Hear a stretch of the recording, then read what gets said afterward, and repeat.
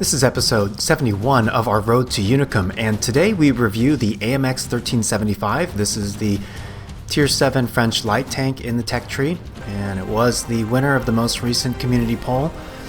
We're going to look at this tank in 3 different battles. 2 of them are Tier 9, starting with Fisherman's Bay and then Glacier, and then I'm going to show you guys the tail end of a really clutch finish I had to get my 3rd mark of excellence. So, you guys have probably noticed on chat I'm giving some advice. If you're playing this map in a heavy and you want to play the city side of the map, you really should stay along the A lane from the north spawn or stay along the K lane in the south spawn, because if you try to head to the city diagonally, especially if you're on the closer side of the road, like in this case north of the northeast road going towards city, you're going to get spotted. And even if you try to stay by the lake in the southeast, so to the south of the road that cuts the northeast, you'll still get spotted at some point when you get close to the city. Now you'll notice I didn't head over to the west, to the right, because I don't want to start firing or get counter spotted by any of their light tanks or medium tanks that are in the middle of the map. And plus, you know, some of those tanks like the T-44s have really strong turrets that I'm not going to be able to penetrate with this AP ammo. But I did manage to land all 4 shots on that Conqueror, which is nice to soften him up on the way in, and then I take the slower target here. I could have fired at the T-20 potentially, but the KV-3 is the bigger target and easier to hit. And then because there's double bush action here with this Conqueror, I'm able to take some shots and penetrate him through his lower plate. So far a great start. All 8 shots have penetrated. Granted, the shots against that Conqueror were not particularly a high probability, but I was able to hit his lower plate. Now this right here is questionable what I'm doing. Now it's unlikely that I'm going to penetrate and damage. I am tracking him and holding him in place, but part of the problem is, aside from the STA who just flexed to my right or to the west, there's nobody else aside from Artie who can shoot the Conqueror. So a lot of times, you know, it can be useful to chain track an opponent with an autoloader if you're kind of holding them in place while they're getting smacked upon by other tanks. And obviously I can't fire now because he's too close and we're no longer double bush. I'm trying to back up so I get a double bush, but there isn't a shot that I have on his hull, and so I'm just going to keep him lit. One thing about the AMX 1375, there's like a few notable characteristics of the tank. It is pretty small and it has superb camo, right? But the gun elevation and the gun depression are both very limited, so it can make it very awkward to hill fight. And you'll see that in the battle in Glacier. It's such a good example. Now, I want to get close enough so that I can see if I can spot any tanks in front of me. Now, notice the Conqueror is continuing to push on the west side of city, right? So he's making himself visible to me, and I'm backing up to the north or to my left. And the reason why is I want to put shots into the Conqueror, but not get spotted potentially by their tanks who are on the opposite side from me, where like their P-43 was spotted. I set that Conqueror on fire and then helped burn him down. Now, I mean, he basically gave up. I contributed to all of his hit points, either through spotting or through damage, and you know, taking out their top tier tank is a total waste for them. And there's a lot to be said about what that Conqueror was doing. Like, certainly, you know, those first few shots, the first 4 shots I hit, a shot into him as he head into city, he should have been turning to face his turret to the northwest toward the incoming fire, right, to give him a better chance of deflecting it, as opposed to keeping both his side hull fully exposed and the side of his turret, which I can penetrate, right? But the other thing is, like, you know, there was no reason whatsoever why he should have run along the west side of city, because I just kept him chain lit. He got dumped on by Artie, and then he finally got burned down by me. Now, I know that there are plenty of players who complain about, you know, camouflage and vision and invisible snipers, but he made my job super easy. Like, all I had to do is stay behind this ridge of bushes, and when I wanted to fire on him, make sure that I was backed up enough so that I could get those remaining shots, and he's not going to spot me because the bushes are solid, right? And I was low enough, I was to the north or down the ridge, where the tanks that would potentially be to the south of me, they're mediums, can't spot me, right? One thing I do know, looking at the map, is that my platoon mate, Indignant Badger, had their RU-251 kind of in a stalemate around a rock, which is good for us, because that RU-251's been sitting around doing nothing of value in terms of spotting for a while, right? A couple of the things I should mention about the 1375, aside from the extremely limited and awkward gun depression and gun elevation, is that the max ammo capacity of this tank is really low. And this 257 on our team, by the way, making a huge mistake. You remember I talked about going to city along either the A lane or the K lane? The 257 tried to cut diagonally, and as a result, he's getting chain tracked out in the open, and he's basically throwing away all of his hit points. Now, some of you might be like, well, you should help him, right? You should go spot those mediums, distract him, try to save the 257. Here's the thing. If someone is making such an obvious and stupid mistake like this, like, I'll try to help my team as much as I can, right? But in this case, the 257 literally just threw away like 1,100 hit points for absolutely no reason. And for that matter, he really wasn't in the right position on the map either. Like, he played middle. He either just stay middle or flex earlier and go back to city, go along the A lane till he hits about the 8-9 lane, then head south. But he didn't do either of them. He didn't stay in mid to bully the tanks that were mid, and then he tried taking an advisable lane into city, and that's his own fault. But, with respect to vision control, people often complain, oh, it's broken, it doesn't work right. Everything's totally explainable in my opinion. Now here I made a very significant mistake.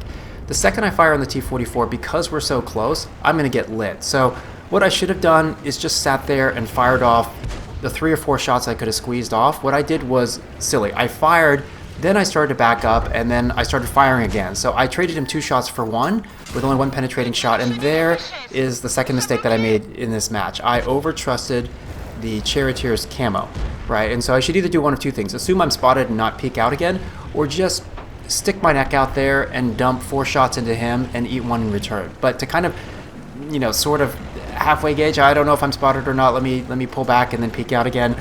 You can't be indecisive like that with a brittle light tank because your hit point pool is simply too small. So I had a really good start, shooting on their heavies, on advancing towards city, but at this point I don't really want to play peeking games with the tanks that they have mid, right? Because I can't afford, I'm getting close to 1-shot territory now. There is a really good place to spot. It's not where this friendly 251 is. He's in the middle of the field where he can only spot by peeking over the ridge, and when he does that, anything that can see him over the ridge will also spot him. That's so not how you play a light tank. Plus, if he's driving fast and active scouting and ridge surfing so that only a sliver of his turret is showing, fine, that's understandable, but what he's doing just doesn't make any sense. And where I am is actually the more powerful place to spot, right? And there's a corresponding area, so I'm in the F2 area. There's a corresponding area over by that ridge line that runs along the H line, so from around H1 to H3, which is a really good area to spot him because it's a very wide east-west expansive bushes where you can hide behind and not be predictable. Like even the bushes that I'm in right here at F2, these are super tough, right? Now, the thing is, like, you notice the 251, he's panicking a little bit when he's getting shot, and I backed up after the second shot because I anticipated correctly that I had been spotted based on how close we were. Totally worth taking the risk to put 2 more shells into him to soften him up because he is my main competition from a vision perspective. And if the 251 dies, this game's pretty academic. So you want to try to work in damage on other light tanks as much as is possible. Now, obviously, given the choice, if I've got 2 equally hittable targets that are squishy, I'll try to kill the one that's more dangerous to me from a vision perspective.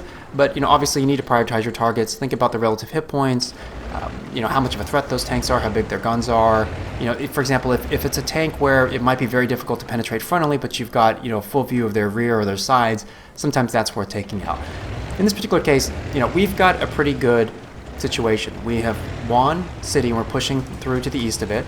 And we've got a pretty good presence mid. Now, what I don't want to do is push down the 1 line. A lot of players will kind of YOLO 1 line or say, hey, go scout the 1 line. It's like, I don't have the hit points to do it, right? And moreover, our Rheinmetall Borsig and T-25-2 are far enough back that I could get YOLO rushed by their J Panther 251 Striv S1, and I won't get any meaningful help, right? You can't really rely on Artie to bail you out, because he can only fire once, and that's occasionally. So notice what I'm going to do. I have 2 options here. I can either run down the ridgeline that's on the 6th lane and stay on the city side of it, or I can come to these bushes. But notice at no point did I ever drive out into the open where there wasn't a building or soft cover in front of me.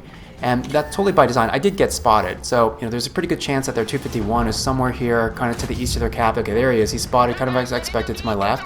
He's probably the one that spotted me, not the Challenger, since the Challenger was moving. It may have been the Challenger, but either way, I don't really have to worry about being hit from their TDs in the southwest side of the map. And then notice, as I'm pivoting to the west, I kind of go off to the right or to the north a little bit to put more of that ridge between us, right? Both to limit my physical visibility and any chance that they can shoot me. And then as I come closer to where those enemy tanks are to try to spot them, staying behind a bush at all times. This is totally intentional.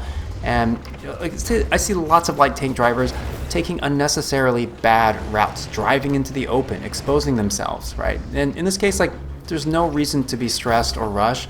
We have won the east side of the map. We're pushing down pretty far in the south. We've got Artie. We just need to bleed them out, right? In this case, the 251 spotted. I get 3 penetrating shots into him, and now they have no effective vision. This game, for all intents and purposes, is already over. I'm running low on ammo. You know, part of this was those 4 shots that I took at the Conqueror when he was angled relative to me, his hull was, and I managed to track him.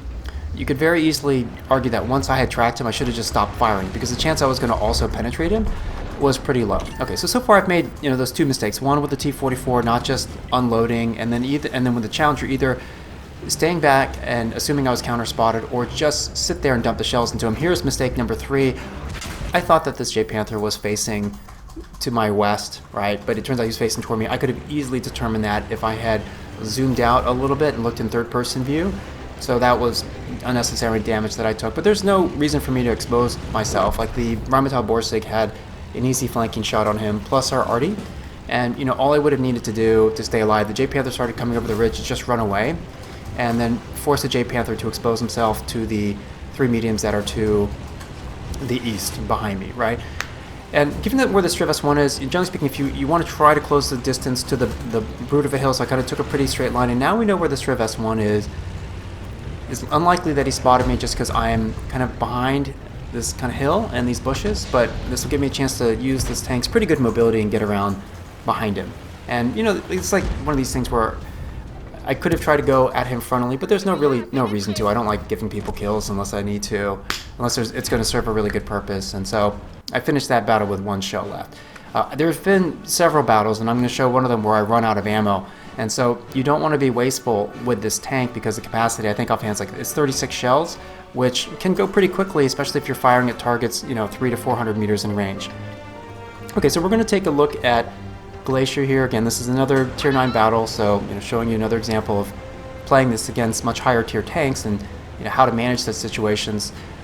I think I mentioned this in other videos, but I think the south side of this map is definitely a no-go. It's too slow, it's too funneled, and then it's too easy to get spotted by tanks that are camping. The most advantageous place to play as a light tank on this map, especially early, is this middle ridge so that you can spot their tanks, especially their slow fat heavies that are heading to the northwest brawling area, right? Because you can get full flanking shots on them once they're spotted. So the one thing you have to be careful of is sometimes they'll put snipers right around, you know, H5, H6, though I'm close enough that they would see me because there are no bushes here, even though I've got really good camo.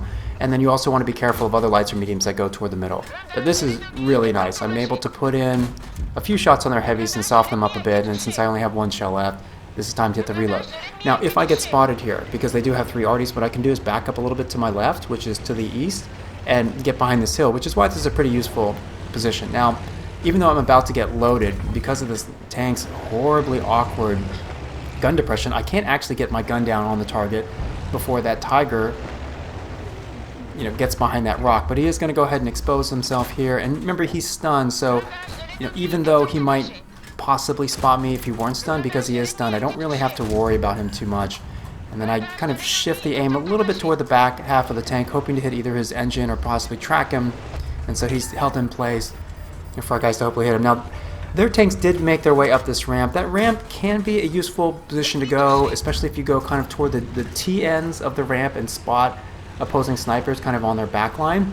We've got a massive presence, you can see, in the northwest side of the map, so I'm pretty confident we're going to win that. The main issue is that we don't have anything meaningfully south of the map. Like, our T-44, who was base camping, is actually running to the north, which is the wrong thing to do. Like, I understand people are always like, oh, you have to run away from an empty flank. It's like, well, actually, it's a T-44 with a good turret and good vision control. Where he really probably should be is somewhere like around F8, F9, right? There's hard cover there, there are bushes. He'll get the first spot advantage and therefore the first shot advantage. He can light their tanks that are approaching our Artie, which gives our time to our Arties to react and for the EKV to fire. But as it is, our T-44 and our EKV now have completely left our 3 Arties uncovered. Now, my coming up here is a great example of part of the challenge of playing this tank. Now, obviously, even if I penetrate all 4 shots, I'm not going to kill this SP1C. Right? My goal coming up here is hoping to cheap shot the ELC even 90, which I just did. But now, because of the awkward gun elevation, I couldn't get that second shot, the first shot on the SP1C to land. And so I've only done, 200 damage, but I'm about to eat a second shot from the SP1C. So I traded over 400 my hit points for 200 of theirs. Like, that's not very smart, And in hindsight, if I knew the outcome, would I have done that again? No, I wouldn't have. It didn't play out well. If we were in flatland and I could have put one shot into the ELC-90 and then 3 into the SP1C, then we can say, okay, that's an acceptable trade. You could look at it that way. Notice as I'm running away from the SP1C, I was putting that big mountain between us, the rock in the middle of the lake around E5, and that's intentional so that he can't spot me. Now, part of the problem here is, as I talked about, the south side of the map was uncovered. That's why I'm going back. We got to light these guys and see what they've got over here, because there's a few of their tanks that haven't been spotted. And so we've unfortunately lost 2 of our arty in pretty quick order. This AMX 30 is here. Obviously, he's at full HP. I'm trying to work shots on him preferentially because he is a higher tier, more dangerous tank. And thankfully, our T-54 is coming back. Some of our tanks, the tanks that won Northwest, what they really need to do is turn around and flex back toward our base. We're in danger of getting capped out. There's no reason to give their snipers, their Scorpion Tiger 1, anything to do. And thankfully, so you can see our E-75 and our Taugrim are coming back. Right, and our T-54 coming back actually saved this battle. So I'm trying to keep that rock behind me, between me and those enemy medium tanks. But the awkward thing is I kept expecting for those medium tanks to push down on me and kill me. Now, firing this gun on the run, it lacks the gun handling. And I totally underestimated the reload. I didn't realize that this tank, that Russian tank destroyer, has like just over a 7-second reload. Actually, fantastically high DPM. And, in hindsight, the smarter, more safe play would have been just to keep driving laterally, never stop to shoot at him, but then try to get around behind him, right? So I'm a little lucky, granted, he did high roll on his shot, but his second shot missed. So that, I probably should be dead. And so you want to be careful of that. And, my very bad excuse was I thought their mediums were going to chase me down the hill anyway, and I was just trying to work in some damage before I died. But that is kind of a self-fulfilling or foolish assumption. Now, notice their Scorpion is directly to the southeast of me. There's a big hill in between us, so he doesn't have any line of fire on me. I don't need to worry about the Scorpion. And what you want to try to do is kind of think of the geometry and the angles and provide yourself with a good field of fire at least on one tank. Like I'm doing this on this AMX 30 because I'm now getting side and rear shots on him without exposing yourself to guns from other tanks. Now, I can sit here and fire to the extent that he's still not looking at me. Okay, he's just starting to turn his turret. If he had, after my second shot hit him, immediately started to turn around and face me, then I would have had to stop. But as it was, I was able to work in the remaining 2 shells in my clip. And then here, I think I even slightly overexposed myself. I should be a little bit lower on the ridge because the Scorpion can't shoot me, and I want to provide the AMX 30 with no shot. But again, where the Scorpion is, he's no physical threat to me, so I can just kind of ignore him for now. And just that, thinking this way helps simplify things. I don't need to watch all the tanks on the map. I just need to worry about the ones who would have a shot on me. And then this AMX 30 is backing up here. And granted, I'm trying to move just to avoid getting killed there, and he misses his snapshot. There's no way. He was still rotating his turret.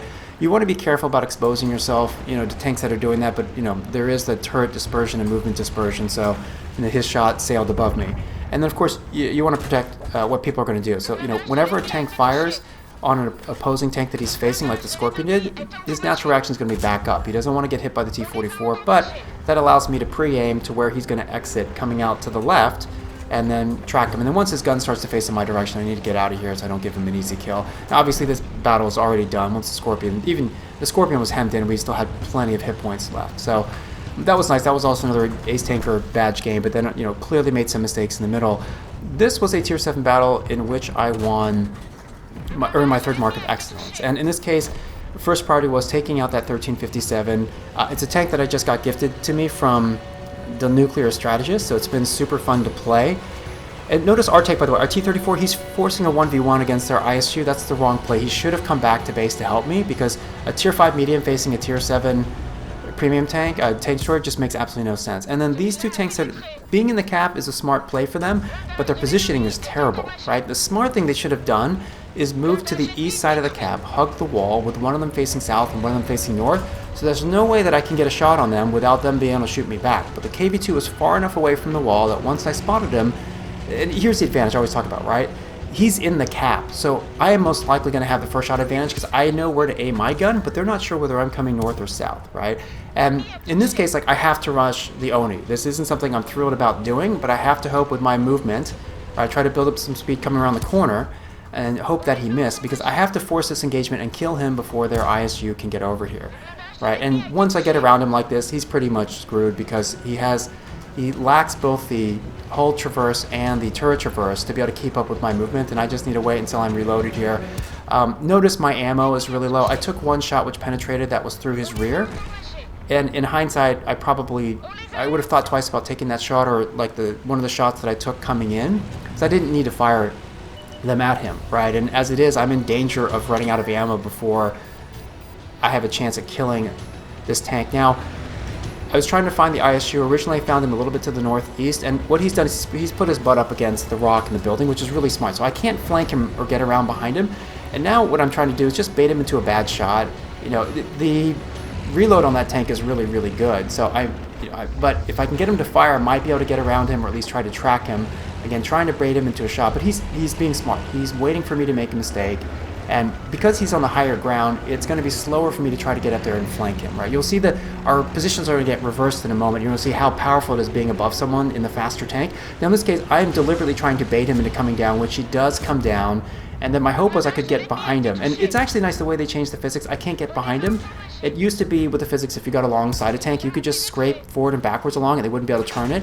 But they fixed that with the new physics, which I think is great and very fair.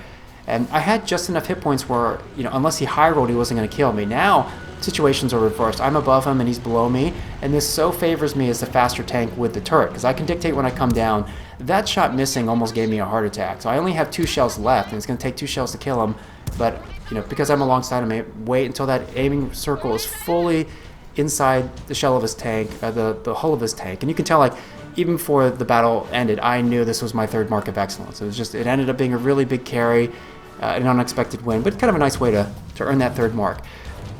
What's really cool is I'm currently ranked 3rd all time in North America for players with 150 more battles in this tank, and I actually have meaningfully more spotting damage than some of the other players, or all the other players in the top 6, and then I think I have more spots per game than 4 out of 5 of them. But you'll notice my win rate is higher. I actually solo a lot in this tank. What I suspect some of these other players are doing is playing that tank as a damage dealer and probably loading and firing a fair amount of premium ammo. But you can see you can still get really great results with this tank using silver ammo if you play the mechanics correctly. And this tank, I was not expecting to be able to do this well in. Like, I averaged over 215 battles, a 6.1 KWN8 with almost a 70% win rate, which is just nuts. I had no idea I was going to be able to perform this well, but it is a capable tank if you understand how to leverage the vision control. Let me know your thoughts and feedback on this video, and I hope you enjoyed it. Take care.